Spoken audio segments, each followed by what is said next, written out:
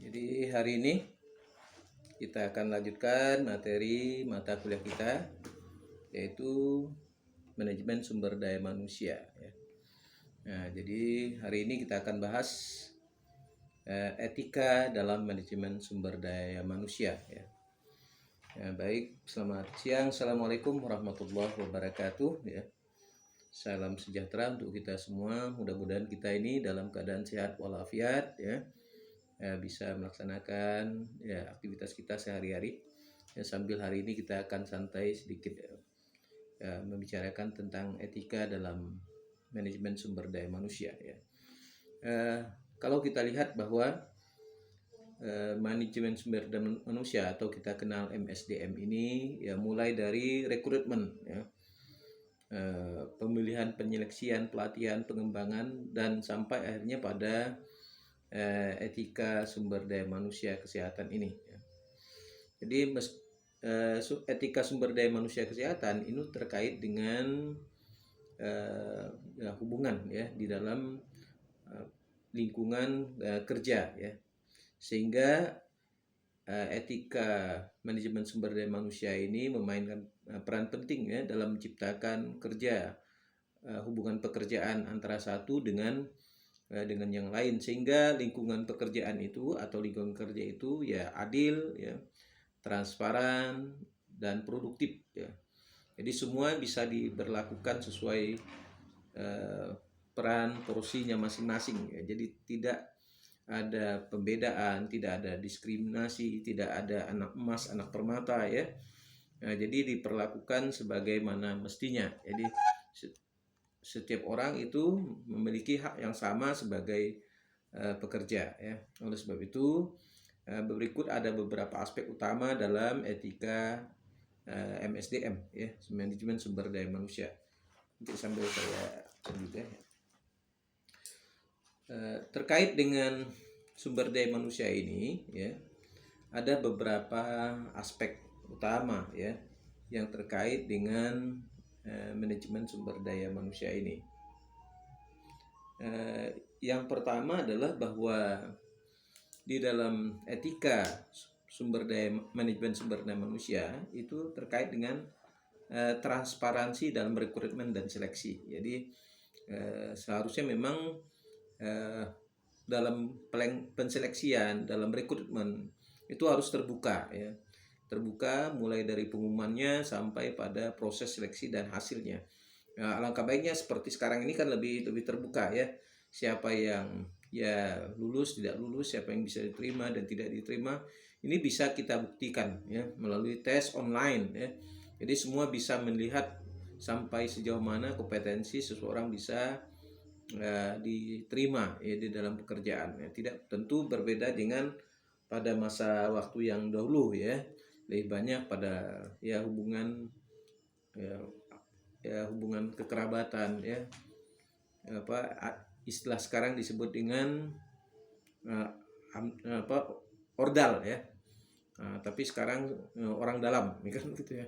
Tapi tentu sekarang ini sudah lebih terbuka, lebih transparan, dalam mulai dari rekrutmen sampai penseleksiannya. Jadi semua orang bisa terlibat, bisa ikut di dalamnya, lebih terbuka. Jadi siapa saja yang memenuhi persyaratan lulus dari seleksi. Nah, ini kan lebih baik, lebih terbuka, meskipun ada pertanyaan bahwa ini terlalu sentralistik, ditetapkan oleh pemerintah pusat. Jadi tidak dilihat bahwa mungkin kebutuhan daerah berbeda dengan kebutuhan pusat.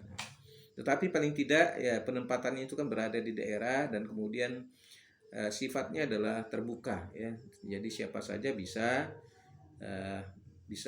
ikut, Yang penting memenuhi syarat administratif, Kemudian aspek yang kedua adalah terkait dengan penghargaan dan pengakuan. Jadi setiap orang itu diberikan penghargaan sesuai dengan prestasi kerjanya, Jadi bukan karena kedekatan, tetapi didasarkan pada prestasi kerja yang sudah dilakukan atau kontribusi yang sudah berdampak positif bagi organisasi atau di tempat kerja, sehingga orang mengakuinya adalah sebagai sebuah prestasi kerja, orang itu dianggap mampu, dianggap kompeten ya, dalam melaksanakan pekerjaan karena memang memiliki sejumlah prestasi yang bisa membanggakan organisasi ya, sehingga dia memberikan dampak perubahan yang berarti bagi organisasi.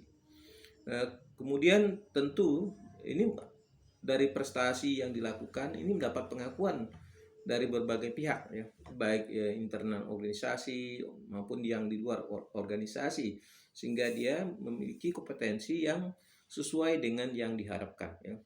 Kemudian yang ketiga adalah privasi dan kerahasiaan. Jadi privasi pribadi ya, tidak boleh kita campurkan dengan urusan kekeluargaan. Jadi kita tidak boleh mengambil peran menghakimi atau membongkar, menguliti ya, privasi orang lain karena setiap orang memiliki hak privasinya masing-masing ya. Jadi harus dihargai, dihormati bahwa setiap orang itu memiliki haknya masing-masing ya. Kemudian keseimbangan kehidupan kerja dan pribadi ya, jangan sampai lebih banyak pekerjaan sehingga meninggalkan persoalan-persoalan pribadi ya, karena prinsipnya kita bekerja adalah bagaimana aspek pribadi itu masuk ke dalam diri kita dan menjadi urusan pribadi, sementara kerja adalah lingkungan profesional dalam kita bekerja, sehingga harus dipisahkan mana kepentingan pekerjaan kemudian mana kepentingan pribadi yang kedua-duanya ya diharapkan dapat berjalan seimbang ya. Jangan sampai persoalan pribadi masuk ke dalam dunia kerja ya, sehingga ada konflik of interest dalam bekerja, ada kepentingan-kepentingan pribadi yang masuk di dalam pekerjaan. Demikian juga sebaliknya ya, urusan pekerjaan jangan sampai dibawa ke urusan pribadi ya. Kemudian penyelesaian konflik ya, yang biasanya terjadi ya di antara sesama karena ada kompetisi di situ ya, baik kompetisi ya yang dilakukan karena memang kompetisi karena pekerjaan atau juga karena ada kooperasi. Jadi dalam bekerja itu kan ada persaingan, ada kerjasama ya. Nah, jadi setiap konflik itu, setiap perbedaan pasti menimbulkan konflik. Setiap kepentingan pasti ada menimbulkan konflik. Oleh sebab itu konflik itu harus dikelola ya. Besar kecilnya ya konflik itu, sehingga konflik itu bisa terselesaikan ya. Jangan sampai konfliknya itu berkepanjangan ya. Kalaupun ada konflik terkait dengan pekerjaan ya bisa diselesaikan karena memang itu persoalan kompetisi atau persaingan ya di dalam bekerja, karena ingin menghasilkan prestasi yang terbaik bagi organisasi. Ya mungkin juga jangan sampai konflik pada ranah-ranah pribadi ya. Yang penting bekerja sesuai dengan ranahnya masing-masing. Jadi ranah pribadi ya urusan pribadi, jangan sampai kita memasukkan konflik pribadi dalam organisasi ya. Kemudian pemberdayaan dan pengembangan. Jadi di dalam setiap orang dalam bekerja ya harus diberdayakan, empowerment ya, diberdayakan dalam mencapai tujuan organisasi ya, perlu bimbingan, arahan, ya, pelatihan, pembinaan. Nah, ini dalam rangka upaya untuk pemberdayaan ya. Kemudian di sisi lain harus ada pengembangan ya, pengembangan keterampilan, kemampuan manajerial. Nah, ini contoh misalnya melalui proses pendidikan dalam rangka untuk melakukan pengembangan ya. Kemudian yang berikutnya adalah terkait dengan etika dalam manajemen sumber daya manusia, adalah kepatuhan terhadap hukum dan regulasi ya. Jadi hukum dibuat untuk ditaati, diikuti ya. Kemudian regulasi yang ada, kebijakan yang ada, ya aturan-aturan yang harus dilaksanakan. Meskipun kalau kita lihat ada orang yang mengatakan, berasumsi bahwa hukum dibuat itu untuk dilanggar. Nah, biasanya orang-orang hukum kan begitu ya. Ya, hukum dibuat untuk dilanggar. Jadi bagaimana hukum itu bisa dicari celah hukumnya. Nah, ya, jadi celah hukum ini ya karena tadi prinsipnya bagaimana hukum itu dibuat untuk dilanggar. Ya, tapi bagi kita bahwa pentingnya untuk mentaati aturan hukum yang berlaku, ya regulasi yang berlaku sebagai bentuk dari etika dalam manajemen sumber daya manusia. Ya. Kemudian komunikasi yang etis, baik komunikasi sama rekan kerja maupun komunikasi dengan atasan dan bawahan, ya harus saling ya berkomunikasi secara terbuka sesuai dengan porsi dan kepentingannya. Kemudian transparansi dalam rekrutmen seleksi tadi ya, keadilan dalam proses seleksi ya, tentu setiap kandidat harus memberikan kesempatan yang sama ya, tanpa ada diskriminasi, pembedaan ya. berdasarkan pada ras, gender, usia, agama, atau latar belakang lainnya yang membedakan antara satu dengan yang lain. Kemudian keterbukaan informasi, ya informasi mengenai posisi yang dibuka atau jabatan yang dibuka, kriteria seleksi, ketentuannya, ya, dan proses seleksi yang harus disampaikan dengan jelas kepada semua kandidat, ya, yang ikut dalam proses seleksi tadi. Kemudian penghargaan dan pengakuan, bahwa sistem penghargaan yang adil, penghargaan adalah merupakan bentuk pengakuan yang diberikan berdasarkan pada kinerja dan kontribusi bagi organisasi, bukan atas dasar favoritisme atau hubungan pribadi atau ada hubungan kedekatan, hubungan keluarga, hubungan emosional. Jadi ini didasarkan pada sistem penghargaan yang adil karena berdasarkan pada prestasi kerja, ya, atau kinerja. Kemudian kompensasi yang wajar, karyawan harus diberikan kompensasi yang adil dan sesuai dengan pekerjaan yang diberikan atau yang dilakukannya, ya, sehingga mempertimbangkan standar industri dan kontribusi individu, ya. Jadi harus dipertimbangkan bahwa harus ada standar industri, ya, misalnya berapa maksimal, ya, dalam memberikan kompensasi, dan kontribusi yang dilihat adalah kontribusi individu dalam aspek apa, ya, sehingga penghargaan ini diberikan karena memang seseorang itu sudah berbuat lebih banyak bagi organisasi. Kemudian privasi dan kerahasiaan adalah sistem penghargaan yang adil, ya, penghargaan pengakuan kepada kinerja tadi, etika dalam pemantauan karyawan, ya, setiap bentuk pemantauan harus didasarkan secara transparan dan tidak melanggar privasi karyawan, ya, jangan sampai melakukan pengawasan, monitoring atau pemeriksaan melebihi batas, ya, kewenangannya, ya.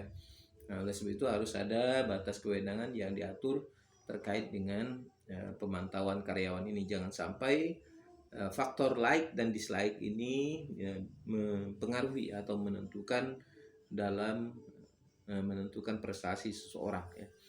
Kemudian keseimbangan kehidupan kerja dan pribadi, ya, tentu kerja, fleksibilitas kerja bukan artinya bahwa bekerja itu semau-maunya, ya, tetapi menyediakan fleksibilitas dalam jam kerja atau opsi kerja jarak jauh dan membantu karyawan mencapai keseimbangan antara pekerjaan dan kehidupan pribadinya. Jadi fleksibilitas ini terkait dengan, ya, bagaimana karyawan itu dapat bekerja secara baik, menjadi terkait dengan kehidupan pribadinya, jangan sampai dicampuri, gitu, ya.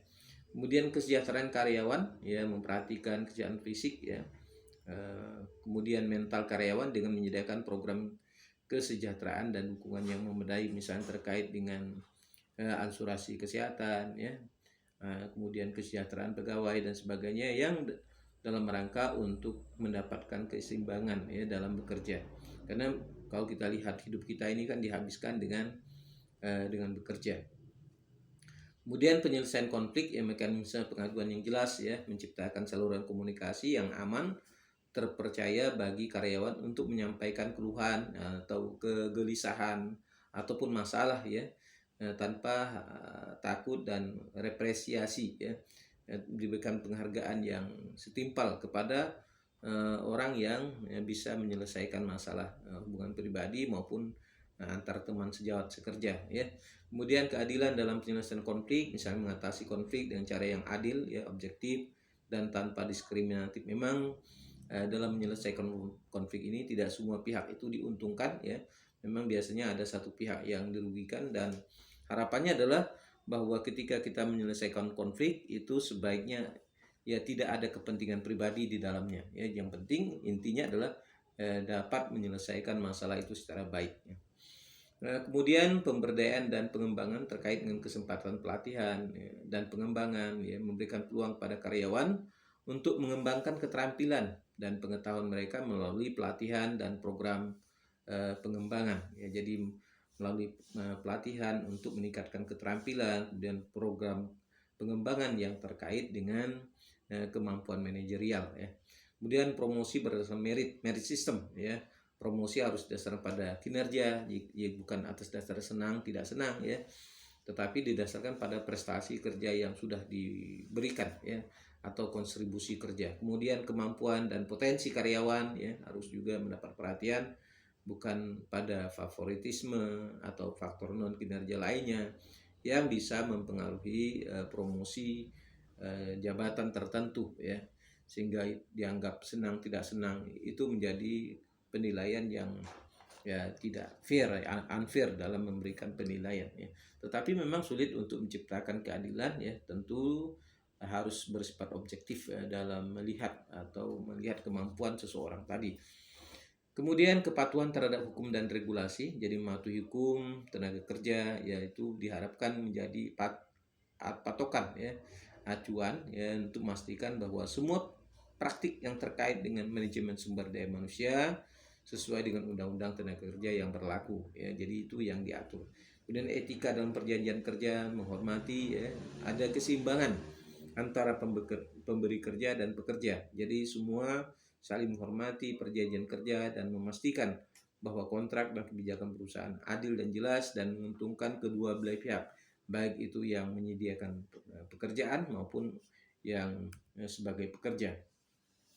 Kemudian komunikasi yang etis, yaitu di mana komunikasi yang jujur, terbuka, kemudian menyediakan informasi yang akurat ya, lengkap kepada karyawan mengenai kebijakan, perubahan, keputusan yang mempengaruhi mereka. Jadi sebaiknya ya aturan kebijakan itu ya harus terbuka, sehingga apa yang disampaikan itu ya dapat diketahui dan tidak ada yang disembunyikan. Kemudian menghindari penyebaran informasi yang menyesatkan atau hoax ya, menghindari manipulasi atau menyebarkan informasi yang dapat menyesatkan karyawan sehingga yang tidak ada menjadi ada atau sebaliknya, sehingga sesuatu yang jelas ya harus dijelaskan secara transparan, jangan sampai membuat informasi itu semakin liar ya. Kemudian etika dan manajemen sumber daya manusia bukan hanya tentang mematuhi hukum, tetapi juga tentang menciptakan lingkungan kerja yang adil ya, dihormati, mendukung bagi semua karyawan ya, dengan mengintegrasikan prinsip etis ke dalam praktik manajemen sumber daya manusia atau MSDM ini. Perusahaan dapat membangun budaya kerja yang positif ya, meningkatkan motivasi dan keterlibatan karyawan serta mencapai keberhasilan jangka panjang ya. Nah, ini yang sekilas terkait dengan etika MSDM, etika dalam MSDM. Mudah-mudahan ada yang mau ditanyakan atau mau didiskusikan, silakan. Pimpinan ya, tempat seseorang bekerja. Jadi peran pemimpin itu sangat mempengaruhi ya. Sebenarnya kan semua pekerja itu berupaya untuk mentaati aturan ya. Misalnya terkait dengan pelatihan, pendidikan, pengembangan kan begitu. Ya diharapkan semuanya bisa terlibat, ya bisa hadir, bisa mengikuti. Ya tetapi tentu ini sangat tergantung pada pimpinan dalam pengambilan keputusan ya. Misalnya kalau ikut pelatihan gitu ya, pelatihan tertentu ya, atau perjalanan dinas kan gitu ya. Mungkin sekarang tidak terlalu inilah perjalanan dinas lagi Bu ya. Jadi ajang juga ya, ajang kompetisi dalam ya melaksanakan perjalanan dinas ya, tapi sesuai dengan urgensinya ya. Tentu ini yang paling penting ya, bagaimana kita mengikuti aturan-aturan yang berlaku. Jadi kalau bekerja itu mengikuti aturan ya tentu saja ya aman, damai dan sejahtera kan begitu ya. Nah itu yang ya bisa dilakukan. Mungkin ada yang mau didiskusikan, kalau tidak ada kita akhiri saja ini.